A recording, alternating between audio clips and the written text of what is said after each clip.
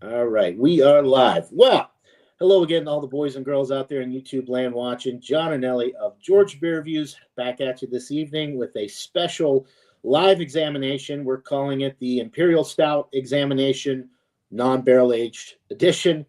Joining me this evening, we have the Stout King, Beer Baron, Brooklyn. Well, not the Brooklyn. I don't know what you've got all kinds of different nicknames, but Michael Kormaroff from Brooklyn, New York, folks.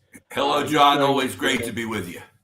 Great to see you again, Michael. And we've got some good beers, hopefully, this evening. I've never had the beer that I'm drinking. You've never had this one before, right? I've never had mine either. So this is a first for both of us.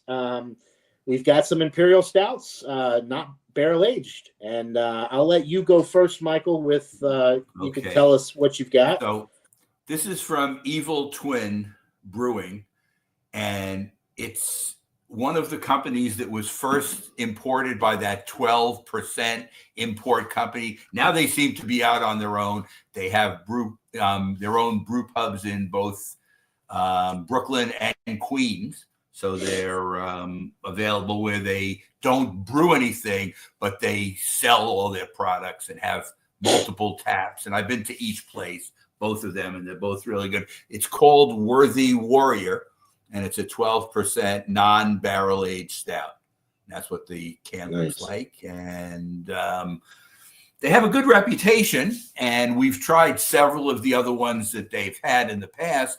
This is from their newer series. They still make Even More Jesus, Biscotti Break, and some of the other ones, but those seem to be ones which are sold more widespread. This you have to actually go to one of their brewing locations to get. So they don't distribute some of the stuff they brew, as widely. Right. So we've got Gabe in the chat. Cheers to you, Gabriel Salai. I hadn't heard from him in a while. Cheers to Gabe. And Bumpy is in the chat. He says, Cheerios.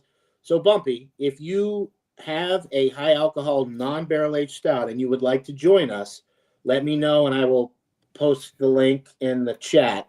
It's just kind of, how these things go. We just kind of just do these things spur of the moment, not a ton of, he says, I do. Would you like to join Bumpy? I'll make another line for Bumpy to come in. I will add a, there we go.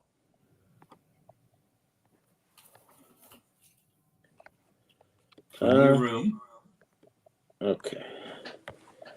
My camera has, okay, there's Bumpy. Let's see. Give me another pen here. Okay. Hold on just a second. Michael, I may drop out for a second because That's okay. Let me just a sec.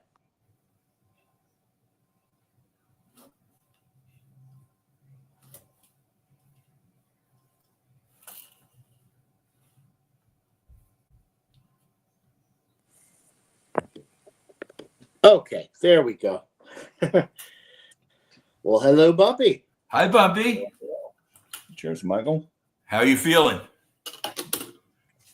I'm feeling fine. Post Thanksgiving. Much better than I was last night. I was way too stuffed and in pain. Okay. And that's always the way it is on Thanksgiving.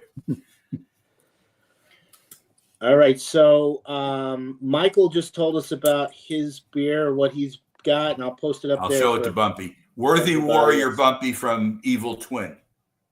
Nice. And while Bumpy's getting his stuff ready, I'll just show you mine real quick. This is from Treehouse. Go figure.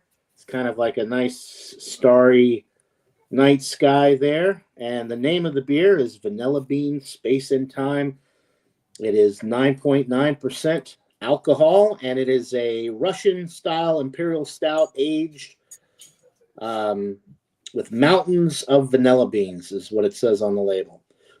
So I do like a good vanilla Imperial Stout, so we'll see how this thing is.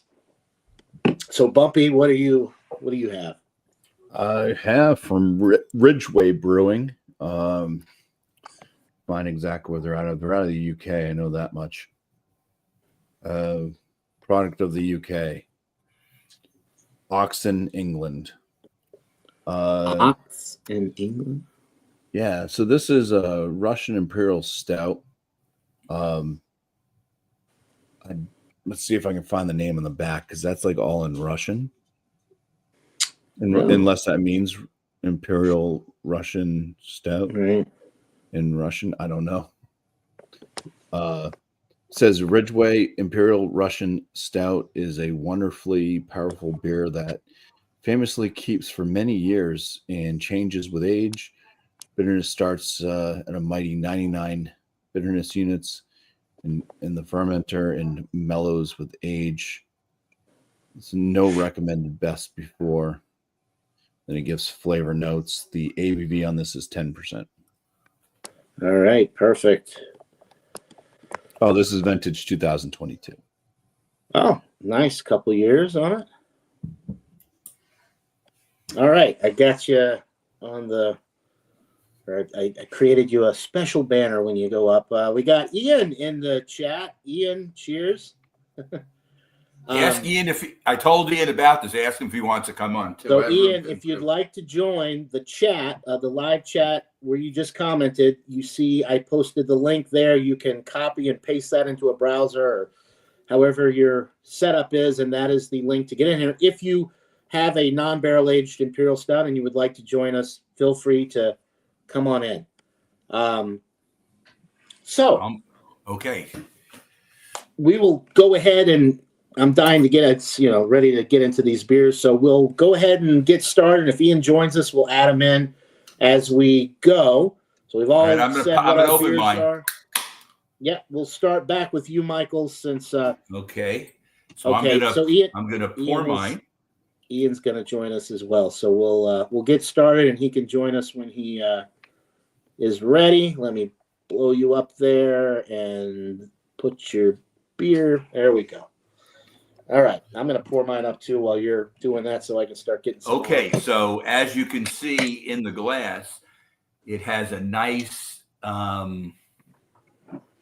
it's darker than tan. I'm trying to describe the... looks kind of like beige, like a beige. Like a heavy dark beige, and it's really bubbly and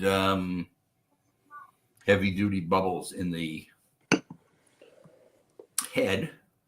I guess that's carbonation bubbles. And the color is dark brown, bordering on, that dark brown black look, but it's definitely brown. It's not black, but it's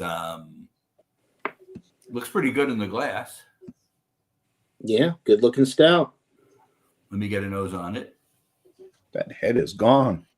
Yeah, and the head went from whatever down to now it's just a rim head. That's it.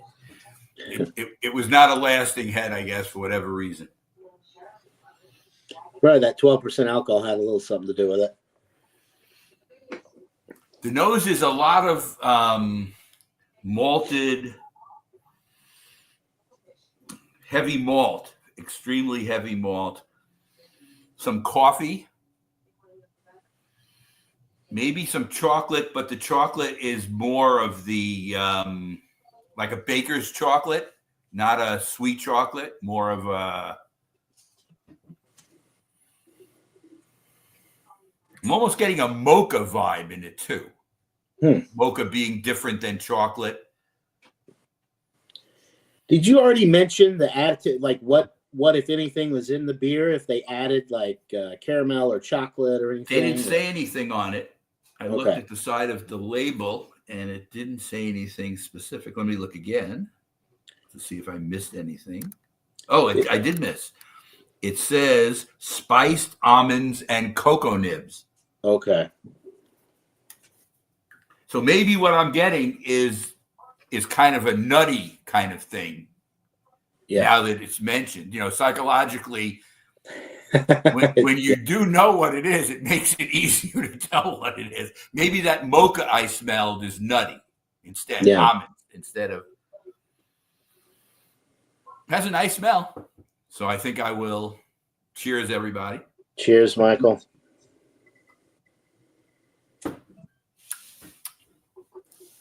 Well, it's definitely nutty on the taste, which I guess isn't surprising. The carbonation is very. Let's see. Let me take another sip.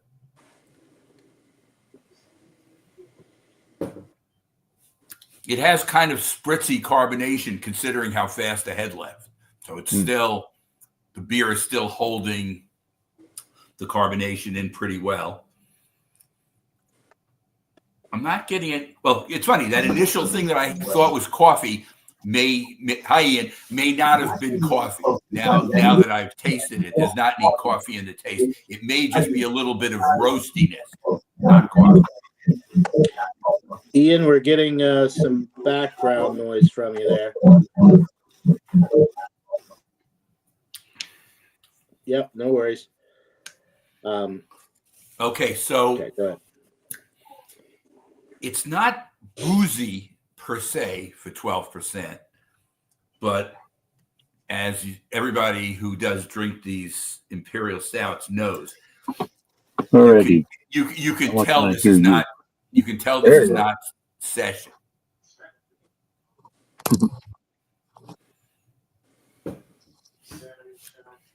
I like it. Nice. I thought with the name Worthy spelled like that, I was thinking maybe like Werther's Original, like caramel, like something like that in there. That's why I asked if there were. I think it's more. I don't actually know how they thought it up, but I think it's more of a play on words kind of thing. And they're just putting in, and a lot of the Evil Twin, they're known for having those long names. You know, I went to the pool hall and had a beer, stuff like that. And right. some of because sometimes people come to my beer tasting and I have these little, John's seen my book, I got these little small areas to put it in. And how do you fit in 10 words? So I usually just don't put everything in. I get the keywords in, that's it. But bookkeeping, Evil Twin, this is at least 2 words, so they didn't go crazy with it. But I like this. I'll keep mulling over it, and I'll be back later.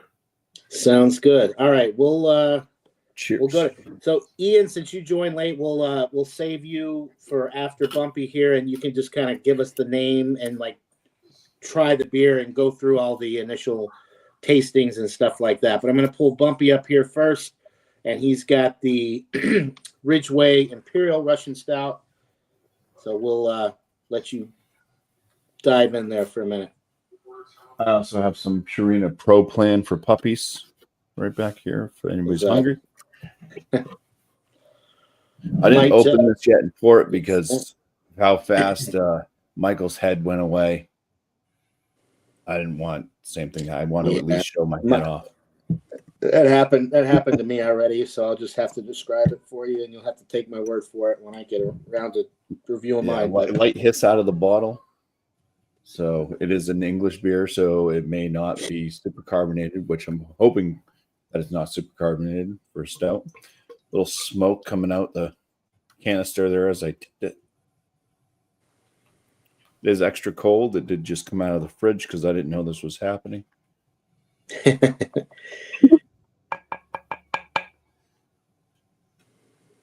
all right. We just got back from the Trans-Siberian Orchestra and dinner. Oh, wow. Like a live, you saw them play? They're great. Yeah, it's a good show. I mean, it's where did they play at? Manchester or where was it? In Manchester at the SNMU, whatever the hell it is. Some university. University. Okay. So the head on mine is kind of a light khaki, almost going into more of a white, like a sudsy head. It didn't build a huge head. And I'm blurry now. Hello, my name's Blurry Face, and I care what you think. The color of this is, it's giving off some nice kind of brownish caramel hues that aren't really showing up on camera, but I can see them because the light's coming this way. The aromas on this, it does look kind of thin. Doesn't look like a thick stout. Okay. It smells like a red Tootsie Pop. It smells like there's like a cherry candy with like some Tootsie Roll chocolate. It's a kind of fruity, almost wine-like too, with just like a kind of waxy chocolate candy aroma. It almost smells like it's barrel aged, but it's not. I made sure I read it because it would have said barrel aged.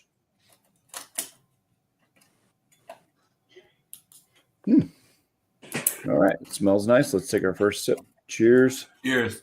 Cheers. All right, the body's not as thin as it appears.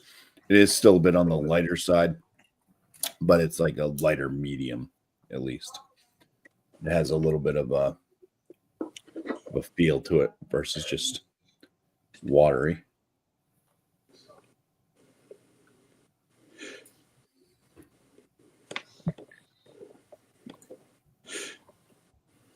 Notice the dark malts right up front. You notice that bitter kick right up front. So it's very ashy, like in the beginning. Then you start to notice the kind of Tootsie Roll chocolate flavor come through. More of this. It's not quite medicinal cherry, but it's definitely like a pitted cherry. It's got this like more bitterness than sweet. It's not like a candied cherry Tootsie Pop or maraschino, which I'm a little disappointed in. I was hoping it would have that kind of sweet factor to it. It kicks you with the ashiness, the roasty toastiness of the darker malts, bitter dark cherry with a pit in it. Yeah, with the Russian, typically the Russian Imperial Stouts are a lot more bitter on the back end. Is it kind of rounded out with the bitterness on the finish, or is it just more? It kicks up again. It kind of takes a dip, so you kind of get it right up front. It dips down, and then I think it's more like hop bitterness on the finish. It's still has a bit of that ashiness going, that char. But then it has this kind of grassy and piney bite as well. And it lingers on, and it does build every time I sip on it. I just seem to have a greater and longer bitterness. And this is 2 years. 2 years in the bottle. So yeah, super fresh. That might have been They say it mellows through as it ages, and so super fresh. This would have been like, this probably would have been like drinking the even though it's not the same style, but the Sierra Nevada American thing. You know what I'm talking about. I knew you were gonna go for that. Okay, that's interesting. Mine is also, I didn't put it on the description, but mine is also a Russian Imperial style stout. So that'll be interesting to see how mine's fresh, but because it's got all the. And yours is from America, mine's from England. So yours is actually, from the area that it originated from. Yeah. Right. All right. That sounds pretty good. No alcohol burn on the finish at 12% or at 10%? 10%. No, I don't think there's no like warming or anything from this. I think it's just the bitterness and stuff. I mean, it drinks like a big beer, but I think it's just the how bitter it is kind of on that initial note and everything. And some of the flavors that you get with it correlate with a larger stout beer. So all right, we'll let you keep sipping on it, and I'm going to pull up Ian here next. He was kind enough to type in his beer in the private chat, so I'll let you go ahead and tell everybody what you got. I'll post it up here on the screen. Mr. Truffle up, I guess. I love that name. This is from Second Sin Brewing, which is a local brewery about a mile and a half from my house, and this is 12%. It's called out as a chocolatey Imperial Stout conditioned on cacao nibs with a smidge of vanilla and sea salt to bring you the salted truffle in liquid form. 12%. We shall see. So it poured with essentially zero head when I poured it.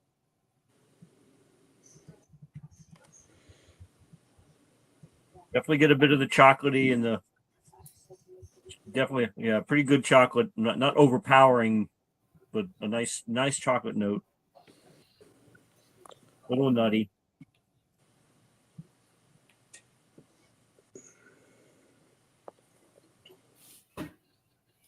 Nice. Yeah, nice and chocolatey with a little bit of not bitter. The little salty. You can tell it's got the salty in it, but yeah, it's good. Hides the 12% very well. I mean, I've had this. This has been in my refrigerator for probably at least a year. Oh, okay. Wow, I didn't realize it had. So this is right down the street. This place, they still pump this beer out every year, and you just had this one aged, or I just happen to go by their brewery. I drive by their brewery, multiple times a week because it's like literally down the road from me. But yeah, I copied it's apparently at the Bristol. It's not available at the Bristol location right now. Apparently, it is available at the Newtown tap list right now. Okay. So, which is in Pennsylvania. So apparently they have some left in Newtown. But just looking at because they don't have the alcohol listed on the bottle. That's why I had to go find the website, and I just copied off the website. Oh. Yeah, I don't understand why some of these, but like Treehouse is notorious for that as well. Like some of their I don't get higher that. ABV beers, they just don't bother disclosing the ABV. A lot of times too, you can't even find it on the website. At least you could go to the website and find out what the ABV was. So yeah, but a nice like it's a good strong beer, but not necessarily boozy feel. Like that. The alcohol is well hidden, so you're not going to get that hit of. I've had some alcohol. I even had some 8% that were like, whoa, but this one is very well hidden. Yeah, it's very dark. Why the darker glass? Yeah, with a good,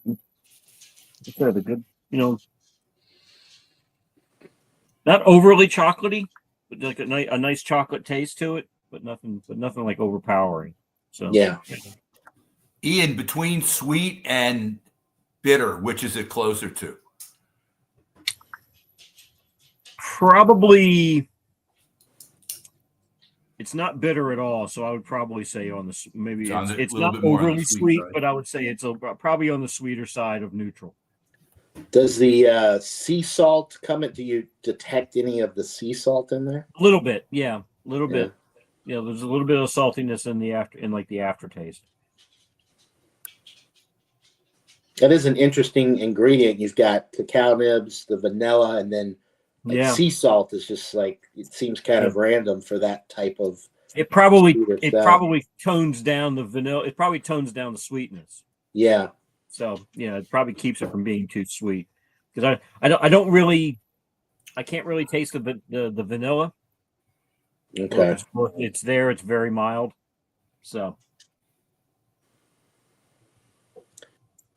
Nice. Yeah, a lot of times when you have beers that have chocolate and vanilla, you get the sweetness from one, the flavor from the other, and it just kind of seems like it's the same thing. It's hard to really tell which is which. So yeah, it's vanilla and chocolate together. It's like one of those flavors is going to stand out and the other one's going to complement it, but they're like rarely, at least in my experience, when you're drinking a beer like a stout that has vanilla and chocolate, it's always one or the other. It seems like one of those flavors really stands out and the other one complements it, but rarely do you taste chocolate and vanilla in the same beer because they're complementary flavors and they just kind of meld into one, cohesive flavor. Yeah, I can see that. Yeah. All right. But yeah, this is good. Nice. If you can find it, highly recommend. Right. Paul is in the chat. Middleford from Canada says chocolate can be bitter as hell too. Absolutely. We've got Sam Smalley, short and stout from Australia. He's in the chat. So we're worldwide right now. We've got people from we've got Canada, we've got Australia. Yeah. So America. cheers to the chat. Okay, so let you keep sipping on that, and I think that just leaves me with my Treehouse Vanilla Bean Space and Time, 9.9%. It doesn't say it. It just obviously this has a lot of vanilla beans that the beer is aged on, and they do talk about the malt character. It just says European roasted and crystal malts. Yeah, that's pretty much all it says. So vanilla bean, crystal malt. It did pour with a little bit of a head, kind of like a dark tan head. I wouldn't say it was quite to the beige category, but maybe able to see a little bit of that film on the top there. But the appearance of the beer itself is pretty much jet black, and it did pour not quite motor oil thick, but it does have a nice viscosity to it.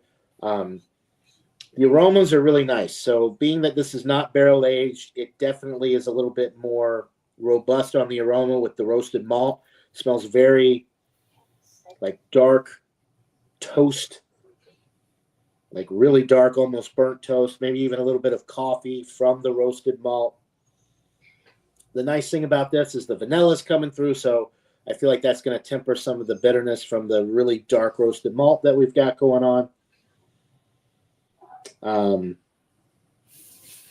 Pretty straightforward. As in my experience, you get spoiled on a lot of these barrel-aged stouts. Even these Imperial stouts like this, I mean, they're not barrel-aged, so there's not a ton of complexity. It's pretty straightforward. You get the roasted malt, you get the vanilla, maybe a little bit of like an earthiness, which may be coming from whatever hops they're using. It also could just be from that intense roasted malt character. Hard to say from the aroma, but go ahead and dive in here. Cheers, guys. Cheers, John. Cheers. Palate follows the nose. Intense roasted malt right up front. Dark toasted bread. Slight coffee note, almost like an espresso type note. Very robust. The vanilla is definitely there, and it is slightly sweet from the vanilla, but it's such a roasty, toasty beer that the vanilla doesn't cut through all of that bitterness and that roasty, astringent malt character that you get. It is nicely balanced, so the vanilla does kind of balance it out a little bit. And then as you swallow it down, you do get a little bit of the kind of earthy, bitter notes, which hard to say if it's coming from the hops that they use, which they don't specify on the can, or if it's just more of that astringent roasted malt, like aftertaste that you get. It's an enjoyable beer. It definitely doesn't drink like a 9.9%. It probably drinks like a 6.5%, 7%. It's very, very mellow, very easy drinking for basically a 10% beer. It does have pretty decent carbonation on it as well, which I find that most of the non-barrel aged stouts do because, they're not sitting around in barrels aging. So the carbonation, whatever's there, tends to kind of hold up a little bit better. So I'd say kind of like highlight to like a low medium carbonation. It does have some nice effervescence, some nice prickly carbonation to it. The body it's high medium. It's not quite into heavy. It's medium, but it's on the higher side of medium. It's not based on the pour. I was expecting a little bit more motor oil, a little bit more viscosity, but it's not quite as thick as I was thinking it was going to be, which is a plus for me because I really don't like these super thick stouts that cling to the insides of your cheeks and stick on your tongue and just, makes you feel like you just, drank a liquid cake or something, it doesn't have that feeling which is nice because I'm not a huge fan of like these dessert super sweet stouts. I used to drink them a lot more, but I just can't tolerate them anymore. It's too much, too heavy, too syrupy, and this does not have any of that, which is really nice. The vanilla tastes really, fresh and enjoyable. The vanilla bean that they use is really nice, and it's a well-balanced stout overall. I would definitely recommend it if you like stouts and you like vanilla. I think you would really enjoy this. It may be a little bit too bitter for some people, but it's not bitter, I don't think, from the hops. I think it's just that intensity of the roasted malt that you get. It's really, really dark. It's almost like charred, like burnt malt. It's very, very intense. But like I said, that vanilla really tempers it, really kind of mellows it out. But it's a nice balance between that. And the alcohol is masked exceptionally well. So, yeah, I do like it for a non-barrel aged stout. I think it's pretty good. So I'll keep thinking about it, and we'll come back around and give ratings and all of that here shortly. The funny thing, John, is as you were describing your beer minus the vanilla, you basically described the flavor notes on this bottle. Really? All right. Well, we have the same beer in different packaging. So, yeah, it sounds John, like everybody's – yeah, go ahead, Michael. I was going to ask you, because that is recently brewed, probably more than any of the other ones that we're doing now. His being 2, Ian's being at least a year, and mine could be 6 to 8 months old, something like that. Do you think, since it's a newer beer, the way they've balanced it is a really good thing because they didn't need the time for it to sit in the can? Yes, I do think that they did a good job with this one because it is really good fresh. However, if you wanted it to mellow out a little bit, and as I mentioned, the astringent notes, that bitterness, and the intensity of the roasted malt, maybe some of that would mellow out with a little bit of aging, but it's hard to say. I don't know if the vanilla would kind of fade first or if the malt character would fade, because the hops really, I don't think, come into play too much. Maybe a slight earthiness on the back end, but the primary flavors are coming from the malt and the vanilla. So it's hard to say if this one would actually get better if it was aged. But yeah, I think they created this beer just because, a standard Imperial Stout, no barrel aged or anything.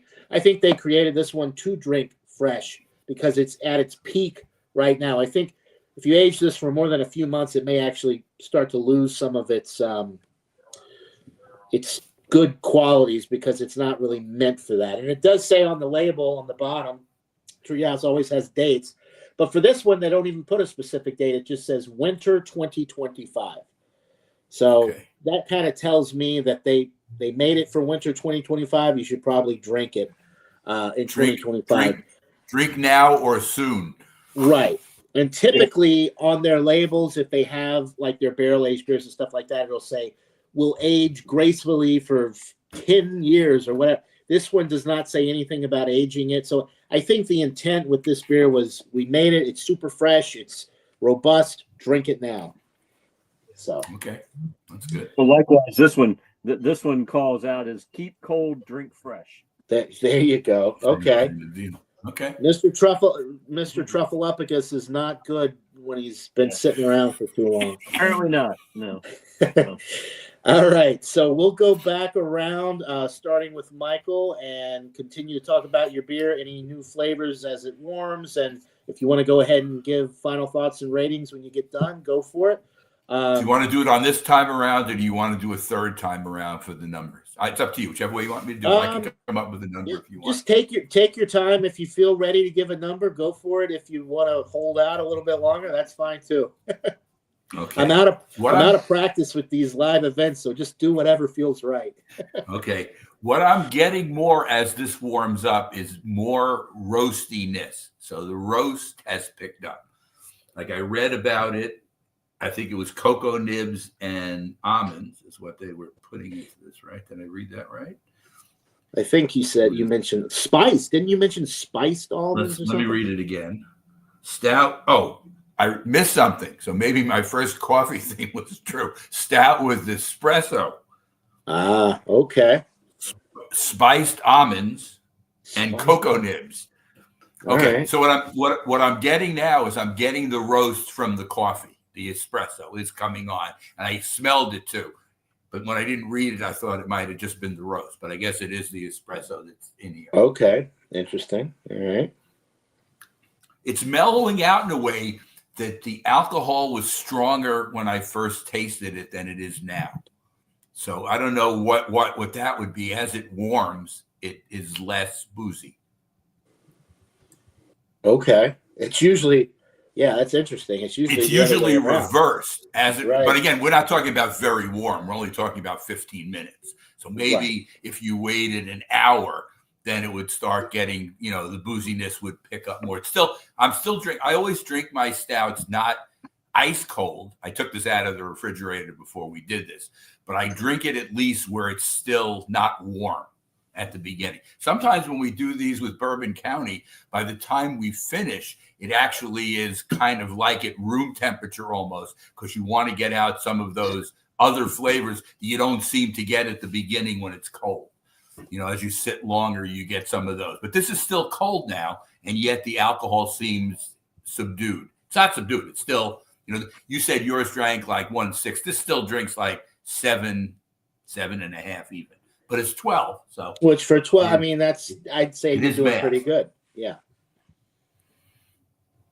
I'm still getting the nuttiness in there as well. Bumpy, you may know this. What would cocoa nibs do? Would cocoa nibs make it chocolatey, or would they do something else? Yeah, the cow nibs will definitely add a chocolatiness to it, but it's pure cacao is where you're getting the cocoa from, so it's on the bitter side of chocolate. Yeah, there's a slight bitterness to this chocolate. for sure. So what I don't know the IBUs. Find is that they're Doesn't going to list- add some type of vanilla to sweeten it and kind of makes it more like a milk chocolatey. It doesn't tell you the IBU, so I'm not sure. There is some bitterness in it, and maybe it is a combination of the espresso and the cocoa nibs that make it a little bit more bitter. The nuts maybe temper it a little bit, but there is no sweetness. It's definitely, if we were doing the bittersweet thing, it's on the bitter side. It's not sweet. So like Jay Terrios, he always does the hop cone. Would you give it like 3.5 hop cones out of 5, or like on the bitterness? At least 3 for sure. Maybe tending toward 3.5, but it's not sweet. And it's interesting though that it's not more bitter, considering that it doesn't have any sweetness, because you get the coffee, you get the roasted malt, and you get the cacao nibs in there. Maybe the spiced almonds are tempering this. They're not sweet, but maybe they're tempering the bitterness a little bit. So you don't know what kind of amounts they use of each of the. And there's no lactose. I know Evil Twin. No, it doesn't list lactose. No lactose or in here, so it's not tempered with that. Okay. I finished. What would you say? 3/4 already? Oh, yeah. Never completely. This is a 16 ounce, or even maybe 18. Since you've got it so low down, if you swirl the glass around, do you notice at 12? Do you see any alcohol legs since there's no head? Yes, there are alcohol legs around the top, but it will not regenerate a head. You saw how fast the head went down. You're not getting any head, but there are alcohol legs on the top for sure. And you're getting a little bit of lacing. Can you see it on the corner? I don't know if you can at this camera angle. There's lacing, yeah, a little bit. A little bit of lacing on the side. So, I'm very happy with it. For a non-barrel aged beer, you're getting a lot of the taste profile, and I do have a number, so I can give it now. Yeah, I'm going to go with 96. 96. All right, pretty solid. Now, I know this is probably a stupid question because I think I already know the answer. As with, I know what I would say, and I feel like we probably would have the same answer. Would this beer be better as a barrel-aged beer? Yes, and it could go up 2 or 3 points. It could go actually to the top if they barrel-aged it, or at least a point or 2 for sure. So I think this would be an interesting one to barrel-age. But like we were discussing earlier, John, before we came on, Evil Twin tends to have more of this type, at least that they sell now, than they do barrel-aged ones. But they do some barrel-aging, but it's more limited. One of the few breweries that I've seen that has such a vast selection of high ABV stouts that are not barrel aged, like 12% plus that are not barrel aged. It's crazy to me because usually to get 12% plus for a stout, I mean, I would say 9 times out of 10, you're looking at a barrel aged product. But for whatever reason, Evil Twin, their IPAs, their stouts, their big ass money stout, I think was, I don't know, 18, 20%. Robert, the Whiskey Scout, sent me one years ago. We did an examination. That was a straight stout, non-barrel aged. To get the alcohol that high without barrel aging it is kind of a feat in itself. That's pretty impressive that they can get the ABV that high, have it taste that good, and not be super boozy without having to do any barrel aging. So Untapped does not have the IBUs. I'm going to see if I can go on Evil Twin's site as everybody else is talking to see if I can get the IBUs. And most of these breweries, I don't know about Evil Twin, but they're kind of getting away from the IBU count just because it's basically, I don't know, everybody perceives bitterness differently. So what may seem like 100 IBUs to one person may only feel like 30 IBUs to another person. So, but anyway, that'd be interesting if you could find that out. So let's see, we got to go back to Bumpy with his Ridgeway Imperial Russian Stout. And while we're doing that, Paul is, typical Canadian ignorance. He came across with an attitude. He did miss, Paul, reading is it's a skill that we in America take very seriously, and you should always read things before you just dive in. Otherwise you end up, making an ass of you and me because you assume things that aren't true. Anyway, love you, Paul, just messing around. And how does barrel aging increase? Paul, did you really just ask that? How does barrel aging increase the ABV? Because when you age, if you're aging it in a liquor barrel, like a bourbon, rum, whatever, it's had spirits in it. It's had liquor in it. So some of that gets trapped in the wood and it gets absorbed into the product that is being aged in those barrels. I'm going to assume that there can also be in oak barrels. There can also be lactobacillus that can be found.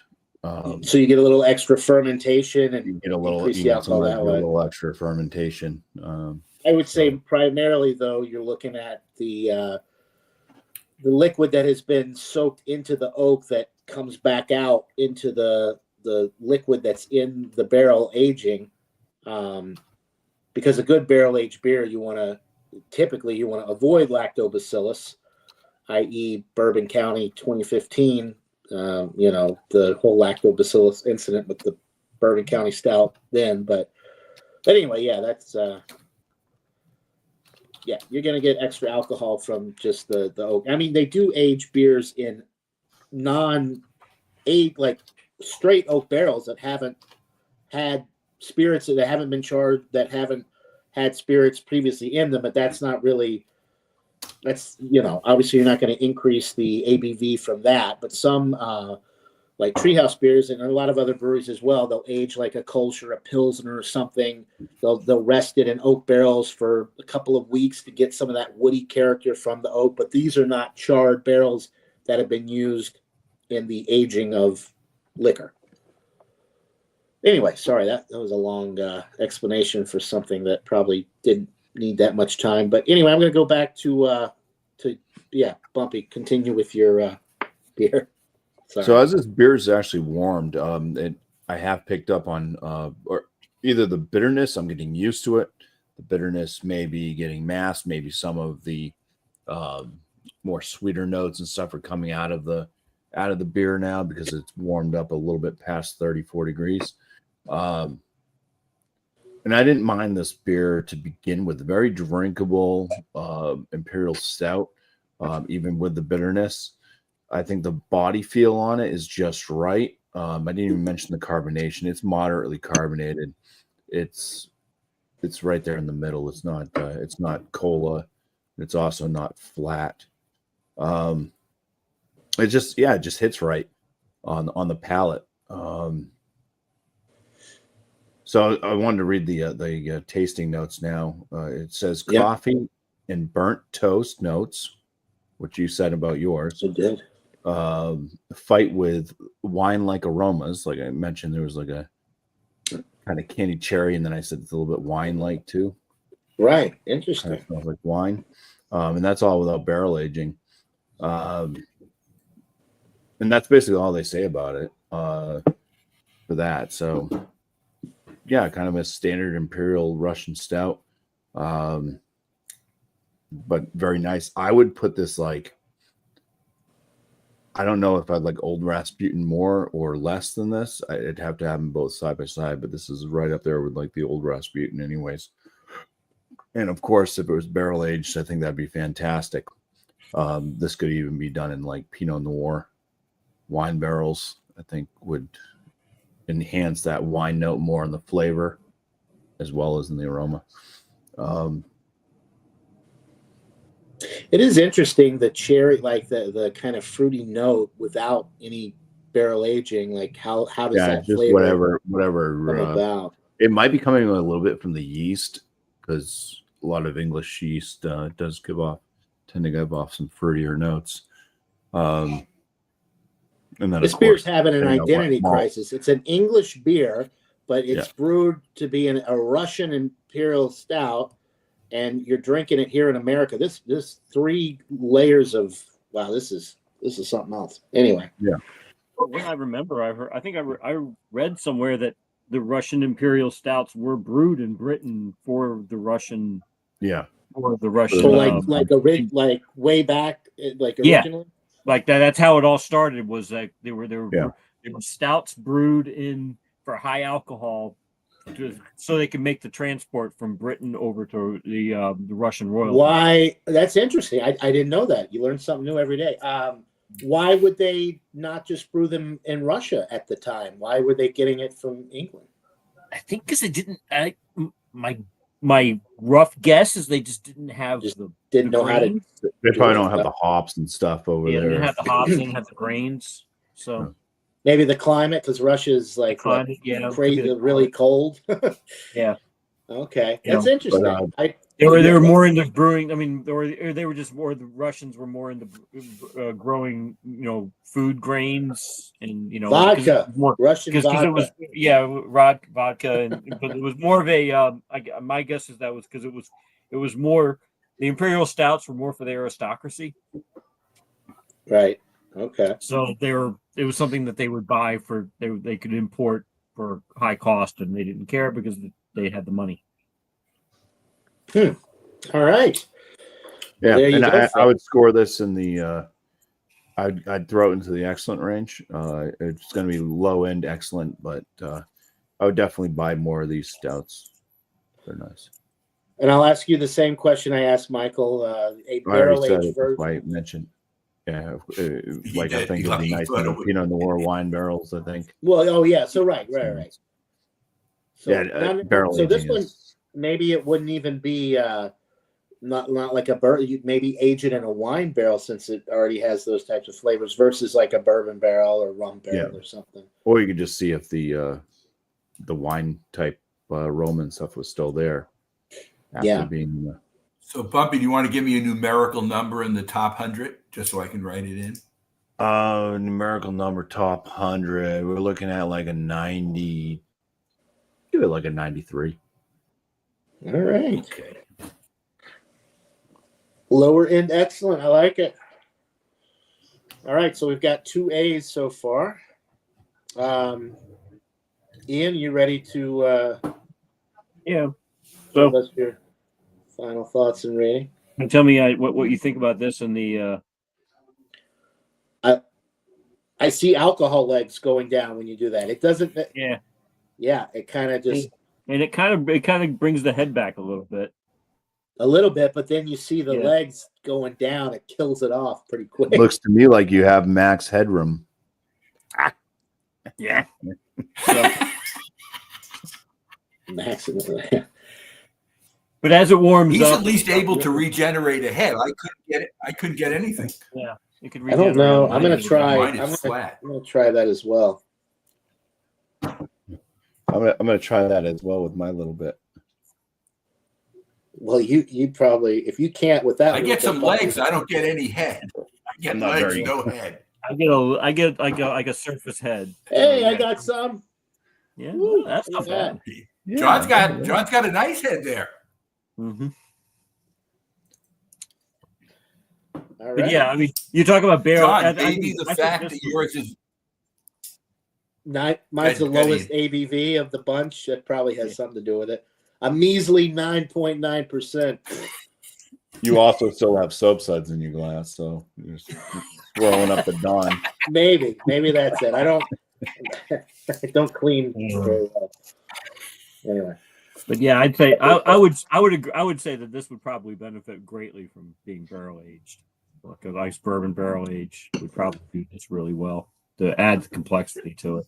I mean, it's good, but it can definitely stand being better. okay, So yeah. I would probably give this a 95. Oh, all right. 94, 95. I mean, it's very good. But, I'd say it definitely has room for improvement if they were to if it was to be barrel aged. Okay, very nice.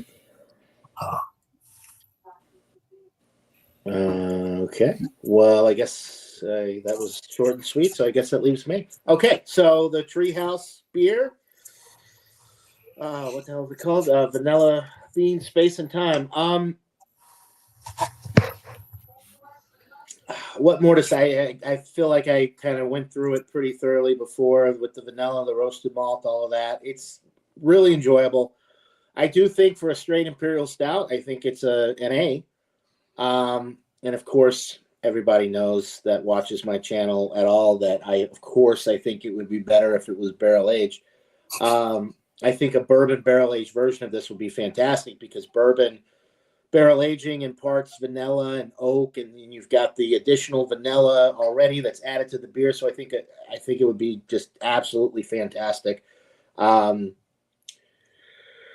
as it stands, I'm going to give this a 94 out of 100. I think it's a pretty solid A, but I think if they did a bourbon barrel-aged version of this, I think it'd be a 98, 99. I think it's that good. It has the potential to be that good. And it would mellow out some of the astringent roasted malt character that I'm getting. It is bitter from the roasted malt because it is very, very, like the malt is almost like burnt. It doesn't have a burnt flavor, but it's like the darkest you want your toast, right on the precipice there, right on the edge of being burnt, but not quite acrid enough to be unpleasant. But yeah, 94 out of 100. It's not too heavy and syrupy and sweet and everything like I mentioned earlier, which I don't like. I like the dessert stouts I typically stay away from. I think it's got just the right amount of body, really good amount of flavor. And it's well balanced. The vanilla, if it wasn't for the vanilla, I think it would be just way too bitter. And I think the vanilla is definitely necessary for this particular brew because they went all out with the roasted crystal malt. Backbone of this is really in your face. So the vanilla is definitely a needed adjunct for this particular beer. But yeah, it's a solid beer. One thing that you do get with the non-barrel aged beers like this is you do get a little bit more carbonation, so it kind of lends a slightly refreshing quality to this that you don't get sometimes with the barrel aged stuff. Not that the barrel aged beers are flat, but typically carbonation in a barrel aged beer is slim to none because the barrel aged process just kind of takes away from the carbonation because you got something that is carbonated, it's sitting in a barrel for so long, and that carbonation starts to dissipate. So the carbonation is a nice positive with this that you don't get as much with some of the barrel aged beers. But yeah, it's a solid A beer. I do enjoy it. And Treehouse, if you're out there watching, barrel age this bad boy and put it out as a specialty beer. And I think it would be a world-class product. And we've got Jeremy in the chat. Cheers, Jeremy. Happy holidays, guys. Cheers, Michael, Bumpy, Hey, Jeremy. John and Ian. Cheers to you, JV. Really quick, while Jeremy's in the chat, we were talking about the McRib in one of the chats and how they discontinued the McRib for a couple of years up here. But I drove by McDonald's earlier today when I was working, and there was a big sign. It said McRib is back for this year up in Massachusetts. So, Jeremy, the McRib is back up here for the first time in, I think, 3 years since I've lived up here, because they did the farewell tour for the McRib a couple years back. Haven't seen it since, but I knew they'd bring it back because there's just so much demand for it. Anyway, I thought they brought it back nothing, every year. They did not. No, not for the last 2 or 3 years. Not here. If you remember, they called it the farewell tour, the McRib farewell tour a couple years back, and then maybe that was probably the last time I had a McRib then. Yeah, but anyway, it's back this year, at least in Massachusetts. I don't know if it's a state by state thing, but that McRib is back, Johnny boy. It is. Jeremy, I might have to do a special video to welcome it back just for you. But anyway, just thought I'd mention that. That's has nothing to do with the examination, but I know Jeremy's he's interested in that kind of stuff. So, yes, you'll definitely have to buy one for old time's sake. So we've got all A's here, right? Or no? Everybody gave their rating, all A's. All A's. I think Bumpy's was the lowest of the bunch, and that was still a 93, which is. But that was probably expected. I'm kind of hard on beer, I guess. Yeah, Bumpy's a real hard ass when it comes to beer. So, just like, he hardly, he's got some beer. I get questioned all the time. Do you even like beer? It's like, yeah. It's funny. We got to hang out last week, and we did some beer reviews together, and I don't think any of them are posted yet, but I'm always like, oh, I really like this beer. I'll give it a 96. 97. Bubby's like, I'll give it like an 85. All right, Bumpy. What's wrong with that? Everybody's got their own rating system and their own taste bud, so it varies a lot. So you know if Bumpy gives an A, like what he's like a middle to high A. You should get the beer, definitely. You should definitely buy the beer because it's probably one of the best beers you can get. Jeremy has a question for you, Bumpy. Do you still do the 50-point inspection method? I don't break everything down, but when I score it I have like a drain pour all the way up to excellent range. So that's still under the 50-point thing. So I still have it written down. So like when I'm just kind of doing it in my head, like where I feel that it would fall. So my scores are still within that 50 range, basically. I just don't say a number. The reason for that mostly is because I can't remember squat half the time. So it's like, I just don't want to give a beer that I like maybe a little bit more a lower score than a beer that I didn't like as much. Bumpy has he has problems. If it's excellent, it's excellent. But I mean, I'm kind of like if it's like top end excellent, the bottom end excellent, All right, you got the thumbs up approval there from Jeremy. So we're kind of at the end here. We've all given ratings and reviewed our beers here.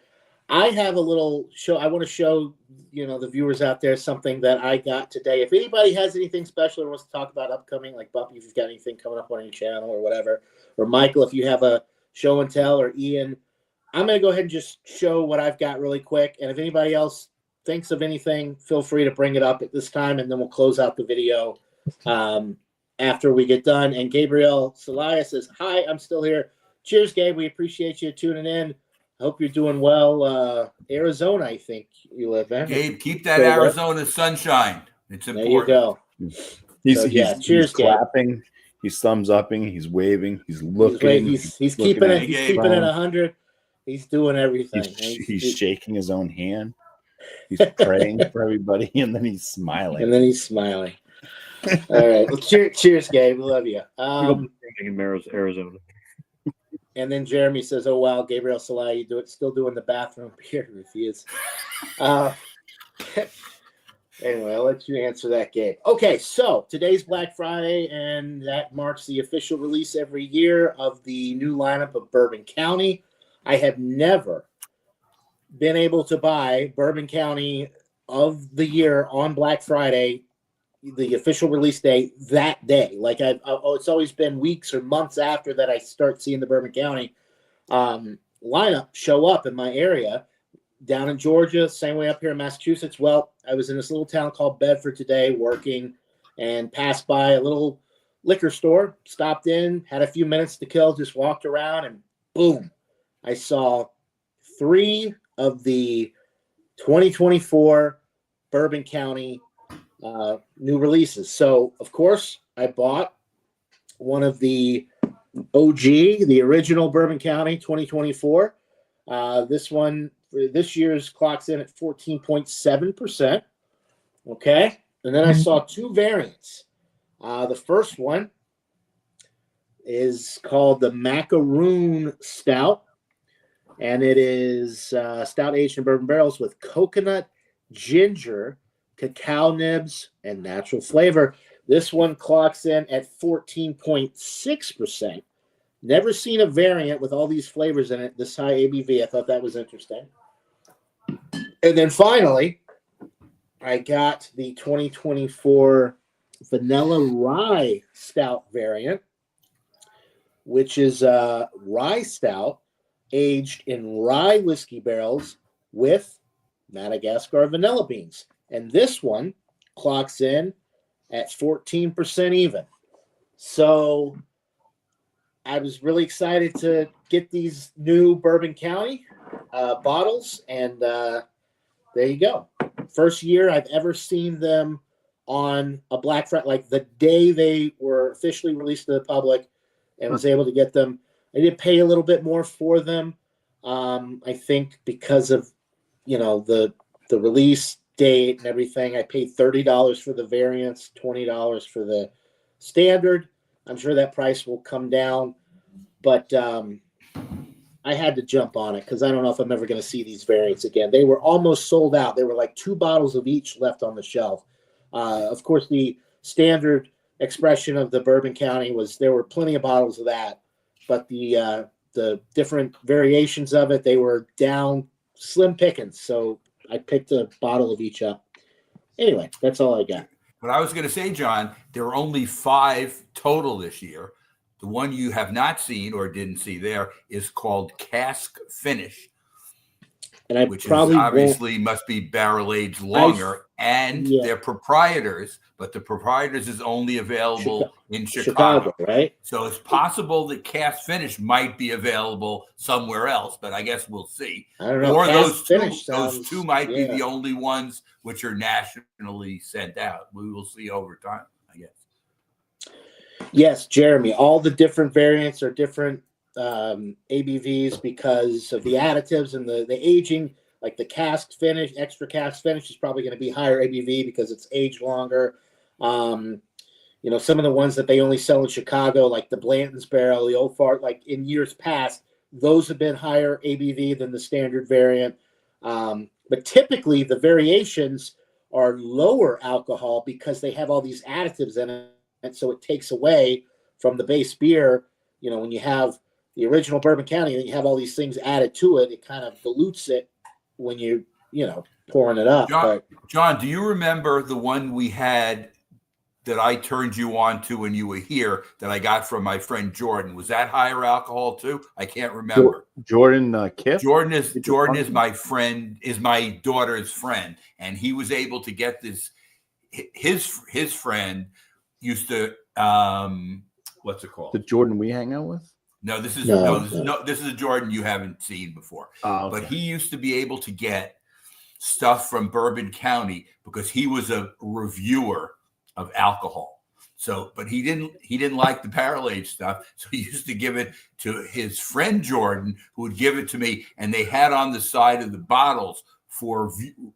So what do you? What was the question? You and I, when you were here, we had one of the ones that was double barrel aged. I can't remember. Do you remember the alcohol on it? I think it was. I could look it up.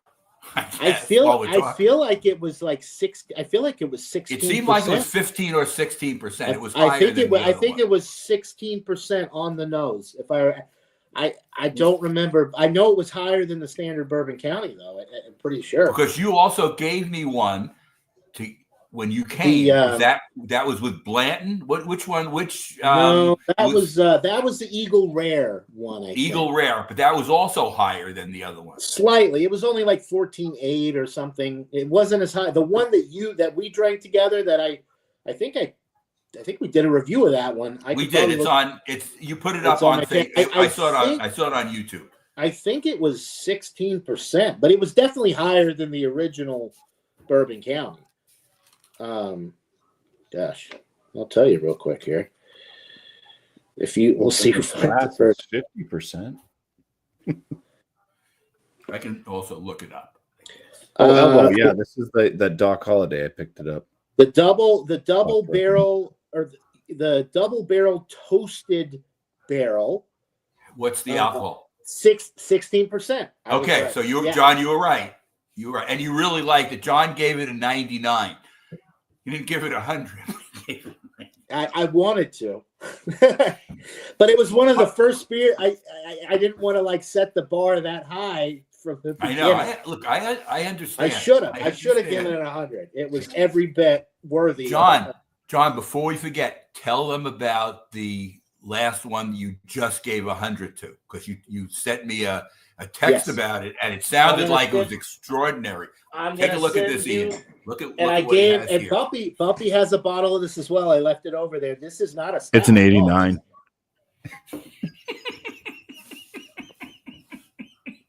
Let's see. That's how you get kicked off of the stream right there. 89. Get the hell out of here. You haven't had it yet, have you? I haven't drank it yet. Okay, yeah. If it's an 89, we can't be. I'm telling you, this is one of the best beers. Bumpy's not going to talk to you again if you give it an 89. So yeah, I reviewed this. I haven't posted it yet, but I gave this 100. It was that good. And you'll see when I post the review, I'm just like beside myself. I'm like, I can't believe that this style being barrel aged can be this good. It is a barrel aged quadruple ale, and this is 16% alcohol. Okay, so that's the same as what we had. Right, but this is not a stout. This is a barrel aged quad, and I do like quads, but I don't think I've ever given a quad like that high of a score. But yeah, this was best quad I've ever had for sure. But so this had Belgian qualities in it as well as the higher alcohol. It drank almost more like it had stout qualities, it had barley wine qualities, and then you get a little bit of that Belgian yeast, and it was just kind of like the perfect melding of flavors with the bourbon barrel aging. So it was a hybrid. It was like 3 or 4 of my favorite styles brought together into one, and the barrel notes was aged for over a year in 3 select bourbon barrels. I mean, this thing is it sounds phenomenal. Blew my freaking socks off, man. Ian has some stuff over, John. Ian has some stuff over 15%. So he wants to know if we want to get together to do. I have something over 15%. Right. Well, Michael, I was going to send you a bottle of this. Bumpy's got a bottle. I figured we do. Let's do it right now. Let's just continue the show. Bumpy, you have to work tomorrow. I do. That got to be steady. Being ready tomorrow. Don't threaten Bumpy with a good time. No, it's funny. I've been retired now, going on 19 years. It's not 19 until next spring. But it's funny that as I look back on this, things have gotten better in the beer department as it's gone on. And look, I've made beer friends, which has been good. And I've known Ian since he was 8, I believe. Right, Ian? 9, 8, 9, somewhere in there. 7, 8, whatever. But we haven't seen each other since then. I did see you once for my wedding. You were up for my wedding. Yeah, I was at your wedding, but that was in 1983. That was 82. That was 82. That's still been 42 years. So it's not like it's been. But I've seen you on these different things, so I can physically see you, even though it's not the same as being there. Now it's funny, Bumpy. The only people that I finally did meet John, so he's now on my list. The only other people that I've met are Jay Terrio and our George Washington Bridge specialist from New Jersey. James P. Madonna. James P. Madonna, who, look, all I can say is he was up here with Jay, and it was fun, and we had a good time. They came late because it was a big storm, and a really big storm where the George Washington Bridge was moving. It was like 65-mile-an-hour winds, so it was all backed up. And Jay got here late. We do these beer tastings like on Thursday night, and Jay came in and brought James P. Madonna. And they got here for the last 5 beers, which is good because at least they got to do it. And James tried to film it, and most of the people in my group were like camera shy, so they wouldn't let him do it. So it kind of made it kind of weird. It was okay for me. He filmed me and a few other people. The other people said, no, this is all private. And he didn't like that. This is how, when you're doing stuff, some people don't like being filmed, I guess, whatever. And he never put it on YouTube, so that part didn't matter. It was kept private. But I guess some people don't want to allow somebody the ability, if they wanted to put it up, to show them and whatever. Yeah. But he thought the idea of having the gathering was a good thing. He liked the idea. And we're having another one this Thursday, which should be fun. And Giant beers. Any beers from? Yes, I'm going to use, John. I have to use yours because now we're at the 3-month mark, and I don't want to let them go any longer. So you still have. I still have some of the Treehouse. I still have some of the Maine stuff you brought me. You brought me some of those Maine bottles. Still have the lunch. So I'm going to do some of those in the one that I do on Thursday. Okay, nice. It should be because you can't with those kind of beers. You can't let them go well past 3 months because the hops start to decline. I think. I mean, it's just definitely. But they are quality and they'll hold up longer than other things, but you want people to get the ultimate taste. You don't want, want the taste to start to fade. Some of the other stuff you left me that's barrel aged can last for really long time. So I don't have to worry about that. Right. But those are in the refrigerator in the other room and in bottles. So that there's a difference. Nice. I still have some of the cans of the Treehouse stuff, which will hold up longer. You left me a Hefe, I think, or some kind of lower alcohol stuff, which I think will hold up longer too. Yeah, some of the ones I left you were the oak aged, like Pilsner's lagers. Right, and you also left me a Brisk, which was a Marzen, which was also lower alcohol. So those will last longer because they're not as hop forward in their, Yeah. But the IPAs you have to worry about because they do fade over time. Gabrielle says, cheers to James P. Madonna. I message him on Messenger every day. All right. Okay, good. Keep in touch, Gabe. He's a cool guy. And then Jeremy says, wonder if they ever met up under that bridge. Anyway. Ronnie escaped to Florida. Remember, Ronnie escaped to Florida. That's so he doesn't have to worry about James anymore. He's not on Long Island where James could come up and visit. So he's in Florida now. Bumpy, I know you're the only one on here with a chat. Do you want to shout anything out before we close this out? Or I know you've got some frozen pizza reviews with yours truly coming out in the next couple weeks. Well, there was already one that was dropped Tuesday. With the two of them? Thanks for watching my channel, John. I appreciate it. It's been a busy week, but thanks. I'll have to check it out. Sorry, I didn't know. Today dropped our beer review of the Xmas blend. Oh, nice. Okay. Yeah. Very nice. I got three beer review videos that I drop each week. Wednesdays, Fridays, and Sundays. I don't have one edited for Sunday, so I gotta get a jump on that tomorrow when I get home from work. Right. It's another one that we did together, so it's gonna be a long video to edit. Get a little carried away. And then I get my frozen pizza reviews. Those go out on Tuesdays. All my videos drop at 11 a.m. Eastern. And when I get around to it, I try to put out some shorts with the dogs. So nice, trying to get some shorts in there, because I guess the people's how long they usually watch something is very, very people's right. They can't People pay have a short attention span these days, so you get a couple of shorts out there, you can get some quick views in there. Yeah, the average view time is as long as my 60-second shorts. So there you go. All right. Well, we'll go ahead and wrap it up here. We've gone for about an hour and 15 minutes here. So I want to thank my wonderful panel tonight, Michael Kormaroff, Mr. Bumpyisms, and Ian. Thank you for joining me and drinking some great beers and hanging out. Thank you to everybody in the chat. We had some great people in the chat tonight, Gabe and Jeremy and Elbow and Paul Middleford up there in Canada. And who else did we have? That may be it. Sam Smalley, Short and Stout. So we had, global attention tonight. We got viewers from across the globe watching. We appreciate you guys. We wouldn't be here without you. Thanks for tuning in, and we'll hopefully get to do another one of these in the near future. Maybe we'll have a little bit more notice so we can invite more people, but life is busy and it's hard to really plan too far ahead, at least for me, with these live events. But I appreciate everybody joining, everybody watching. That'll do it for this live examination of Imperial non-barrel aged stouts. Hope everybody had a great Thanksgiving. Happy holidays.